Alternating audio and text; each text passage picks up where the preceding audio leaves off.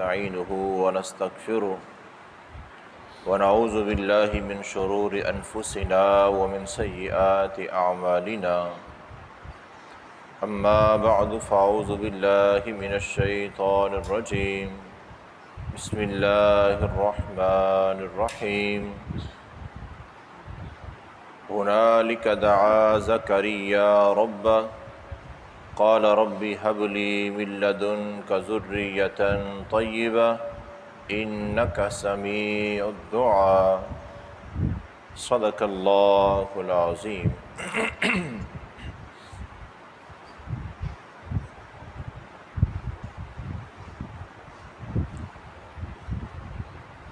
اللہ رب العزت کا فرمان ہے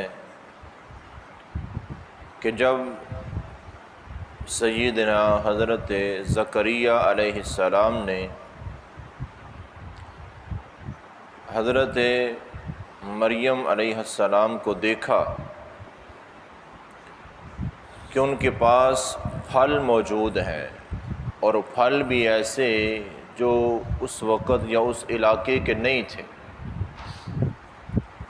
تو پوچھا کہ یہ پھل کہاں سے ملے تمہیں، تمہارے پاس کیسے آئے؟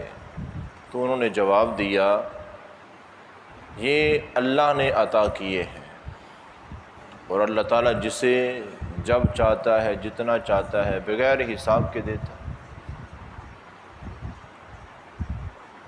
دعائیں تو پہلے بھی کر رہے تھے حضرت زکریا علیہ السلام، پھر اللہ کے حضور دعا کرتے ہیں کیونکہ اب بوڑھے ہو چکے تھے، جوانی میں شادی ہوئی تھی اور اب بوڑھے ہو چکے تھے، کئی سال گزر گئے تھے، اولاد نہیں تھی، دعائیں تو اللہ سے کر رہے تھے۔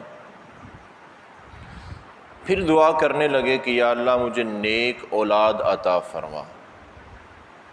اولاد بھی مانگنی چاہیے تو نیک مانگنی چاہیے، یا اللہ مجھے نیک اولاد عطا فرما۔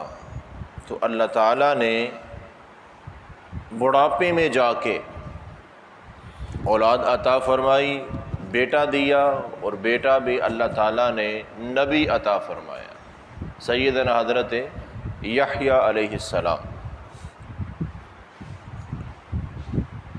تو مقصد یہاں پر یہ ہے کہ اللہ کے پیغمبر ہیں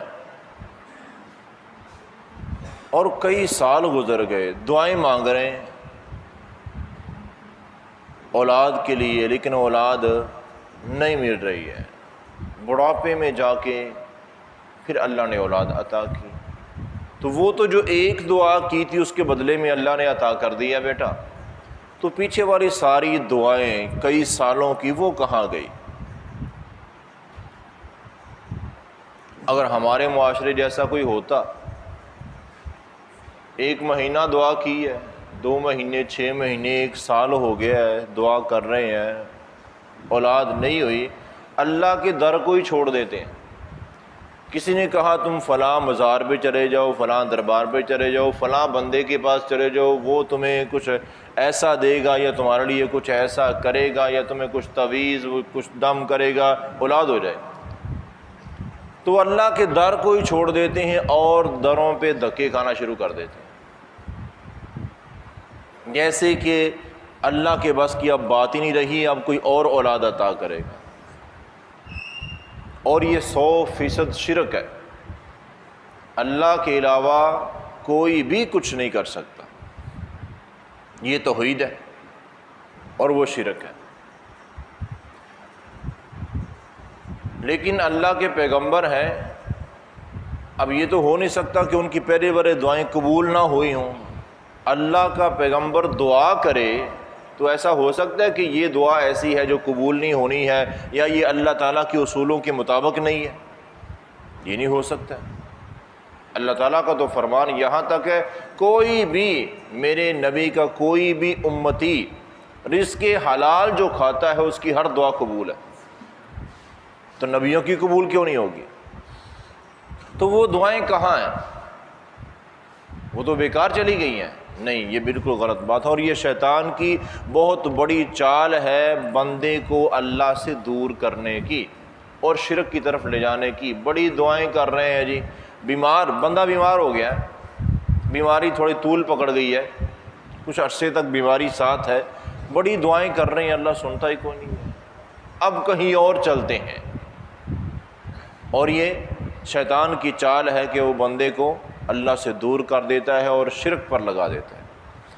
تو میرے بھائیو، سمجھنے والی یہاں پہ یہ بات ہے کہ یہ تو ہمیں پتہ چل گیا کہ دعا اللہ سے کرنی ہے، ہم نے اللہ سے مانگنا ہے، لیکن یہ بھی پتہ چلنا ضروری ہے کہ اللہ تعالیٰ دعا کو قبول کرتے کیسے ہیں۔ تو یاد رکھیں، یہ دعا کو قبول کرنے کا ایک طریقہ ہے کہ بندے نے جو مانگا اللہ نے عطا کر دیا، لیکن اللہ تعالیٰ کے دعا کو قبول کرنے کے 3 طریقے ہیں، 3 طریقے۔ پہلا طریقہ تو یہی ہے، پہلا اصول تو یہی ہے کہ بندہ جو مانگتا ہے اللہ اس کو عطا فرما دیتے ہیں، اور بندہ سمجھتا ہے میری دعا قبول ہوگی، میں نے جو مانگا مجھے مل گیا۔ اور دوسرا جب طریقہ ہوتا ہے تو بندہ سمجھتا ہے دعا قبول نہیں ہوئی ہے، دعا مانگی، 1 بار مانگی، 2 بار مانگی، 1000 بار مانگی، جو مانگ رہی ہے وہ مل نہیں رہا ہے، جو چاہتے ہیں وہ حاصل نہیں ہو رہا ہے، لیکن دعا قبول ہے۔ نبی کریم صلی اللہ علیہ وسلم کیا فرماتے ہیں کہ دعا تمہاری قبول ہے، لیکن یہاں پر اللہ تعالیٰ کے دوسرے اصول کے تحت قبول ہے۔ اور دوسرا طریقہ کیا ہے کہ اللہ تعالیٰ بندے کی اس دعا کے بدلے میں بندے پر ایک مصیبت آنے والی ہوتی ہے، وہ مصیبت ڈال دیتے ہیں، جو مانگ رہا ہے وہ نہیں ملا، اسی بندے پر ایک بہت بڑی مصیبت آنے والی تھی، اس دعا کے بدلے میں اللہ تعالیٰ وہ مصیبت ڈال دیتے ہیں، اور بندہ سمجھتا دعا قبول نہیں ہوئی ہے، حالانکہ وہ قبول ہوئی ہے۔ دائیں بائیں وہ اپنے رشتہ داروں میں دیکھ رہا ہے، کچھ ایسے لوگ ہیں جو بیچارے دن بدن مصیبتوں میں جکڑتے جا رہے ہیں، اور میں ہوں جو مانگ رہا ہوں وہ تو نہیں مل رہا ہے، لیکن وہ بڑی بڑی مصیبتیں مجھ پر نہیں آ رہی ہیں۔ تو اللہ کا شکر ادا کریں، جو دعائیں کر رہے ہیں اس کے بدلے میں اللہ مصیبتیں ڈال رہا ہے، اور یہ دوسرا طریقہ ہوتا ہے۔ اور تیسرا طریقہ، اب یہ تینوں طریقے سمجھ آ جائے نا تو بندہ کبھی دعا سے پیچھے ہٹتا ہی نہیں ہے۔ یہی وجہ ہے کہ نبی کائنات صلی اللہ علیہ وسلم نے فرمایا ہے کہ دعائیں زیادہ سے زیادہ کیا کرو اور مانگتے رہا کرو، دعا مانگنے والا اللہ کو بڑا پسند ہے۔ اب ایک بندے کی جو دنیا کی ضرورتیں اسے مل چکی ہیں تو وہ کہتا ہے میں نے کیا دعا مانگنی ہے، اب نافرمانیوں سے بچ کے رہتا ہوں، نیکی کرنے کی کوشش میں ہر وقت لگا رہتا ہوں، جو ضروریات زندگی ہیں وہ میرے پاس موجود ہیں، اللہ کا شکر ہے، تو اب دعا مانگ کے کیا کرنی ہے۔ اور یہ وہی بندہ کہہ سکتا ہے جس کو ان 3 اصولوں کا پتہ نہیں ہے کہ اللہ تعالیٰ دعا کس طرح قبول فرماتے ہیں اور دعا کے کیا کیا فائدے ہیں۔ صرف یہ نہیں ہے کہ جو ضرورت ہے وہ مانگنی ہے بس۔ تو دوسرا طریقہ کیا ہے، دعا بندے نے مانگی، اس کو وہ ملا نہیں، اس دعا کے بدلے میں آنے والی مصیبت تھی اس بندے پر جو اللہ تعالیٰ ٹال دیتے، دور کر دیتے، اس بندے کو بچا لیتے، بندے کو پتہ بھی نہیں ہوتا۔ اور تیسرا طریقہ یہ ہے کہ بندے نے اللہ سے دعا کی، اللہ تعالیٰ اس دعا کا دنیا میں کچھ نہیں بندے کو دیتے، وہ ساری دعا اما یدخرھا لہ فی الآخرہ، وہ ساری دعا اللہ تعالیٰ محفوظ کر لیتے ہیں، ذخیرہ کر لیتے ہیں، اور وہ ساری دعا کا سرا اللہ نیکیوں کی شکل میں آخرت کو عطا فرمائے گی۔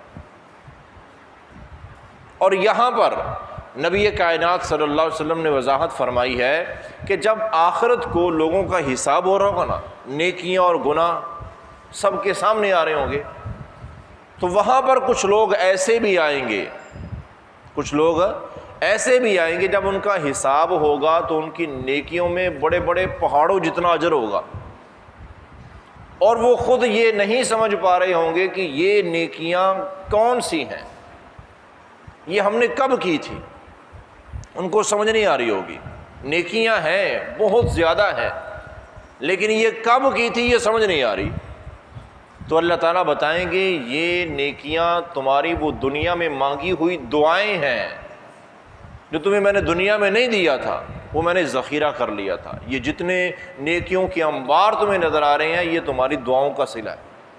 اس وقت آپ نے کیا فرمایا، اس وقت وہ لوگ خواہش کریں گے کہ کاش کہ جو دنیا میں اللہ نے قبول کی تھی، ہمیں دیا تھا، اللہ وہ بھی قبول نہ کرتا، یہاں عطا فرما دیتا۔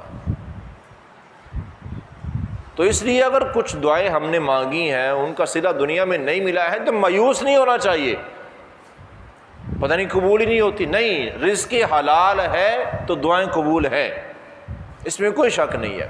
اب یہ اللہ کی مرضی ہے، اللہ تعالیٰ پہلے طریقے پر دعا قبول فرمائے، جو مانگا وہ مل جائے، اور یہ بھی اللہ کی مرضی ہے اللہ تعالیٰ دوسرے طریقے پر دعا کو قبول فرمائے، جو مانگا وہ نہیں ملتا لیکن مصیبت ٹل جاتی ہے، اور یہ بھی اللہ کی مرضی ہے کہ اللہ تعالیٰ تیسرے طریقے پر دعا قبول فرمائے، بندے نے دعا مانگی، اللہ نے اس کو پکڑا اور قیامت کے لیے بندے کے لیے ذخیرہ کر دیا کہ یہ دعا بندے کے لیے قیامت کو فائدہ مند ثابت ہوگی۔ یہی وجہ ہے کہ سیدنا زکریا علیہ السلام ہو یا دوسرے پیغمبر جن کا اللہ تعالیٰ نے قرآن مجید میں ذکر کیا ہے، سیدنا ابراہیم علیہ السلام بڑھاپے میں جا کے اولاد ملی، ساری زندگی دعائیں مانگتے رہے، تو وہ ساری دعائیں محفوظ ہیں، ان کو پتہ تھا کہ یہ ساری دعائیں اللہ نہیں عطا کر رہے، دعائیں قبول ہیں، رزق حلال ہے مومن بندے کا، دعائیں قبول ہیں، اب اللہ کی مرضی ہے اللہ یہاں عطا کریں، مصیبتیں ٹال دیں یا قیامت کے لیے رکھ لیں، ہمارے لیے فائدہ ہی فائدہ ہے۔ اس لیے آپ نے فرمایا دعا کبھی چھوڑنی نہیں چاہیے، ضرورت نہیں بھی ہے، ساری ضرورتوں کی چیزیں موجود ہیں، پھر بھی دعا کرو اللہ سے، اور جتنی ہو سکے زیادہ سے زیادہ کرو، یہ فائدہ مند ہی ثابت ہوگی۔ تو ان تین طریقوں کو سمجھ جائیں تو پھر کبھی دعا سے پیچھے ہٹنے کو دل نہیں کرتا ہے، جب موقع ملے دعا کرو، اللہ یہاں عطا فرمائے یہ بھی اللہ کی کرم نوازی ہے، اللہ اس کو عطا نہ کرے، کوئی مصیبتیں ڈال دے، یہ اللہ کی اس سے بڑی کرم نوازی ہے، اور اللہ کا یہاں کچھ بھی نہ دے قیامت کے لیے رکھ لے، یہ اللہ کی اس سے بڑی کرم نوازی، تو بندے کے لیے فائدہ ہی فائدہ ہے۔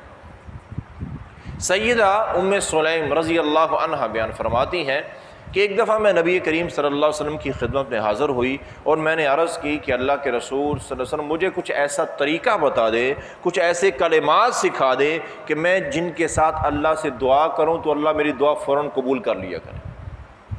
بھئی یہ بھی تو ضروری ہے نا کہ دعا قبول تو ہو، دعا ہم کریں ہمیں یقین ہو کہ دعا قبول ہوگی۔ تو یہی سوال اب یہ صحابیہ رضی اللہ عنہ پوچھ رہی ہے، تو آپ نے طریقہ بتا دیا، یہ بہت بڑا احسان کیا پوری امت پر، آپ نے طریقہ بتا دیا اور انہوں نے بھی بخل نہیں کیا، وہ سبھی کو بتا دیا، حدیثیں بیان کر دی۔ آپ نے فرمایا کہ یہ الفاظ جو بندہ دعا کے شروع میں پڑھ لیتا ہے، جس بھی دعا کے شروع میں پڑھ لے گا اس کی وہ دعا لازمی قبول ہوگی۔ سنن نسائی میں 1300 نمبر پر یہ صحیح حدیث موجود ہے جو میں اب پڑھ رہا ہوں۔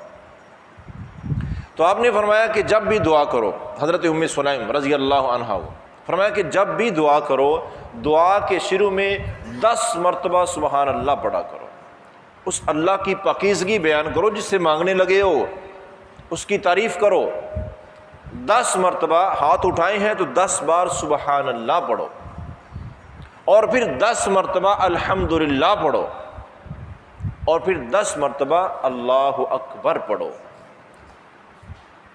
10 بار اللہ کی پاکیزگی بیان کی ہے، 10 بار اللہ کی تعریف کی ہے، اور یہ سب سے اعلیٰ تعریف ہے جو نبی کائنات صلی اللہ علیہ وسلم خود بتا رہے ہیں، اس سے بڑھیا تعریف نہیں ہو سکتی۔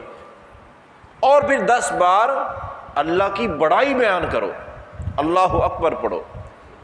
میں پھر دہرا دیتا ہوں، آسان ہے، کوئی مشکل نہیں ہے، اور دیکھیں فائدہ کتنا بڑا۔ آپ نے فرمایا کہ لازمی قبول ہے یہ دعا جس کی شروع میں پڑھ دیا گیا، 10 بار سبحان اللہ، 10 بار الحمدللہ، 10 بار اللہ اکبر پڑھو۔ اور اس کے بعد آپ نے کیا فرمایا، یہ پڑھنے کے بعد اپنی ضرورت اللہ کے حضور بیان کرو، جو مانگو گے اللہ عطا فرمائیں گے، جو دعا کرو گے اللہ قبول فرمائیں گے۔ یعنی کہ 100% یقینی بات ہو گئی کہ جب ہم نے اس طریقے سے دعا مانگی وہ دعا ہماری قبول ہی قبول ہے۔ اب اللہ کی مرضی ہے، اللہ تعالیٰ وہی مانگا عطا فرما دے، مصیبتیں ٹال دیں یا قیامت کے لیے ذخیرہ کر لیں، ہمارا لیے فائدہ ہی فائدہ ہے۔ تو جب بھی دعا مانگے اس انداز میں دعا مانگے، اس طریقے پر دعا مانگے جو طریقہ ہمارے پیارے نبی صلی اللہ علیہ وسلم نے ہمیں سکھایا ہے۔ تو اللہ سے دعا ہے اللہ تعالی ہمیں زیادہ سے زیادہ اپنے لیے دعائیں مانگنے کی توفیق عطا فرمائے، اور صرف اللہ تعالیٰ اپنے ہی سے دعا مانگنے کی توفیق عطا فرمائے۔ یاد رکھیں اللہ کے علاوہ کوئی کچھ نہیں عطا کر سکتا، کہیں جانے کی ضرورت نہیں ہے، اور دعا کے لیے کوئی ٹائم نہیں اللہ نے رکھا۔ اللہ نے دعا کے لیے کوئی وقت نہیں رکھا، اس وقت میں سنتا ہوں باقی ٹائم میں نہیں سنتا ہوں، نہیں، جب جہاں جیسے جو مانگو گے، ایک شرط ہے رزق حلال ہو۔ رزق حلال نہیں ہے تو جتنا بھی بڑا کو نیکی کا کام کرنے والا ہے نا، نہ اس کی وہ نیکی قبول ہوتی ہے نہ اس کی دعا قبول ہوتی ہے۔ رزق حلال نہیں ہے تو میرے بھائیو یقین، دعا سب سے بڑی عبادت ہے، ساری عبادتوں سے بڑی عبادت دعا ہے۔ جب دعا ہی قبول نہیں ہوتی باقی باتیں کیسے قبول ہوں گی؟ تو اپنے روزی اور رزق کا سب سے پہلے سوچیں، اس کے بعد اگر روزی حلال کی ہے تو یقین مانیں ہر دعا آپ کی قبول ہے۔ اللہ تعالی ہمیں رزق حلال عطا فرمائے اور حرام رزق سے اللہ تعالی ہم سب کو محفوظ فرمائے۔ وما علیہ الا البلاغ۔